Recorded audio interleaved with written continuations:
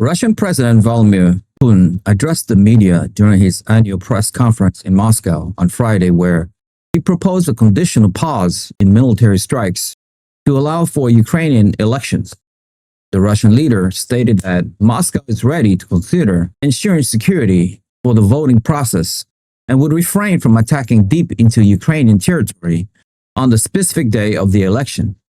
However, he attached a significant stipulation to this offer by insisting that millions of Ukrainian citizens currently residing in Russia must be allowed to participate in the vote. Putin estimated that between 5 to 10 million Ukrainians live on Russian territory and argued that their disenfranchisement would affect the legitimacy of any election results. During the same events, he also discussed domestic technology policies and mentioned the possible blocking of ChatGPT and other foreign artificial intelligence networks within Russia. The government in Kyiv immediately rejected the proposal regarding the elections. Ukrainian President Volodymyr Zelensky released a statement emphasizing that the administration of elections is a matter of national sovereignty that is decided exclusively by Ukrainian institutions and citizens. Zelensky described the comments from the Kremlin as a blatant overreach and stated that Moscow has no authority to dictate the timing or the methodology of the Ukrainian democratic process while the war continues. He further noted that the suggestions of legitimacy being tied to voters in Russia was unacceptable to the Ukrainian leadership. Tensions regarding long-range weaponry have increased significantly following reports that Russia is accelerating the production of a modernized missile system. Leaked documents indicate that Moscow plans to manufacture up to 1,000 units of the extended-range Iskander 1000 ballistic missile. This upgraded weapons is reported to have a range of 1,000 kilometers, which dramatically expand the area of risk across the European continent. Intelligence suggests that potential deployment of these missiles in the Kaliningrad Escalate would place major European cities and North Atlantic Treaty Organization's assets within striking distance. The new missile is described as being faster and more maneuverable than previous versions, which makes it harder for existing air defense systems to intercept. Ukrainian President Volodymyr Zelensky discussed these threats during a meeting in Warsaw with Polish President Karol Nawrocki. Zelensky warned that Ukraine currently lacks the drone capabilities to shoot down Russia's new Oreshnik missile system. He confirmed that the Oreshnik system has been placed on combat duty in Belarus and stated that this move directly threatened Poland and Germany. Zelensky urged Western partners to impose tougher sanctions on companies that supply missile components to Russia through third-party countries. He warned that if Ukraine does not maintain its independence, then Moscow would inevitably target Poland next. This comes as Belarusian leader Alexander Lukashenko publicly acknowledged the deployment of these nuclear-capable missiles in his country and outlined the role Belarus would play in any escalating conflict. The situation on the front line remains highly active as Russian President Vladimir Putin announced that he received the fresh reports from the chief of the general staff regarding the progress of the military campaign. Putin claimed that Russian forces are advancing along the entire lines of contact while Ukrainian troops are retreating from several positions. He specifically identified Slavyansk, Kramatorsk, and Konstantinovka as the remaining key fortified stronghold held by Ukraine in the region.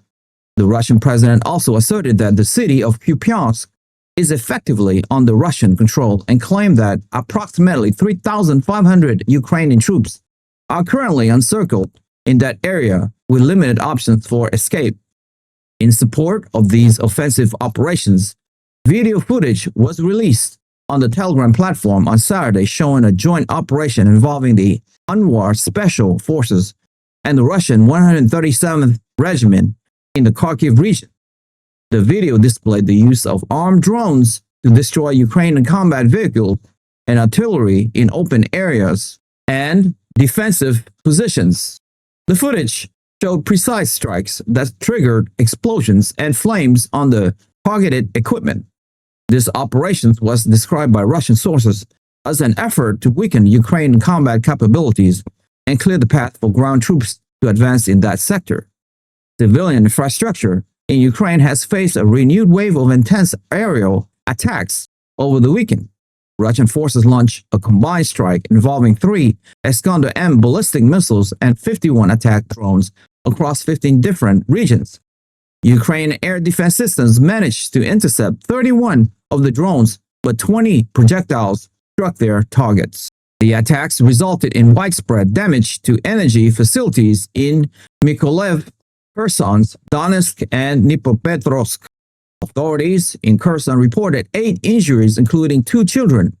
The most severe damage occurred in the Odesa region, where Russian ballistic missiles struck port infrastructure overnight.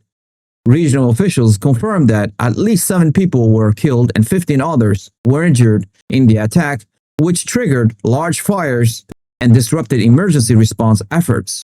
The strike targeted critical transport routes and grain silos, which caused power outage and raised concerns about global food security. This escalation coincides with reports that Moscow has deployed its first full S-500 Prometheus air defense regiment to strengthen its own aerial denial capabilities. The attack on Odesa occurred shortly after Vladimir Putin had spoken about a desire for peace in the coming year, but Ukrainian officials stated that the deadly strikes on logistics hubs contradict the diplomatic rhetoric coming from the Kremlin. Russian Domestic Security Service reported thwarting a violent incident in the southern Rostov region. The Federal Security Service claimed that they detained a 16-year-old schoolgirl who was allegedly attempting to carry an improvised explosive device into a city administrative building. Security officials stated that the device was equivalent to approximately 10 kilograms of TNT and was packed with screws, nuts, nails, and an electronic timing mechanism to maximize damage. Investigators alleged that the teenager had been manipulated by online scammers who recruited her into the plot and that she narrowly avoided becoming a suicide bomber. Russian authorities accused Ukrainian security services of being behind the attempted attack and warned that online scams are increasingly being used to recruit teenagers and elderly citizens for sabotage operations inside Russian territories. This incident highlights the growing internal security challenges and the complex psychological warfare that is running parallel to the conventional military operations on the border. The financial and political dimensions of the conflict has intensified following a decision by European Union leaders to approve a €90 billion loan package for Ukraine. The deal was reached after intense negotiations in Brussels and is designed to support the Ukrainian economy over the next 2 years. The repayment of the loan is expected to come from potential future reparations from Russia rather than from the direct seizure of frozen assets, which had been debated previously. Polish Prime Minister Donald Tusk praised Ukrainian President Volodymyr Zelensky during their meeting in Warsaw and stated that Kyiv now holds stronger diplomatic cards against Moscow. However, the decision faced internal resistance as Hungary, the Czech Republic, and Slovakia opted not to participate in the scheme. Hungarian Prime Minister Viktor Orban criticized the move and claimed that the European Union is pursuing war intentions despite having averted an immediate threat of conflict during the talks. The reaction from Moscow was severe. Russian President Vladimir Putin accused the European Union of attempting robbery and warned that converting frozen assets into loans would deepen public debt across Europe and undermine confidence in the Eurozone. Former Russian President Dmitry Medvedev launched a verbal attack on European leaders by calling the summit a gathering of thieves and using insulting language to describe officials including Ursula von der Leyen and French President Emmanuel Macron. The United States has taken significant military actions in multiple theaters under the administration of President Donald Trump. Secretary of Defense Peter Hegseth announced the commencement of Operation Hawkeye Strike in Syria. This massive military operation was launched in retaliation for an ambush that killed 3 American citizens, including 2 soldiers and a civilian interpreter in Palmyra earlier in the month. American forces carried out air and ground attacks on 70 targets in central Syria to eliminate fighters and weapon sites belonging to the Islamic State groups. Simultaneously, tensions have surged in the Western Hemisphere as the United States expands its military presence in the Caribbean to pressure the government of Venezuela. Satellite imagery has revealed a buildup of naval forces and advanced aircraft at the reactivated Roosevelt Roads naval base in Puerto Rico. President Trump has declared a total blockade of United States sanctioned oil tankers heading to and from Venezuela.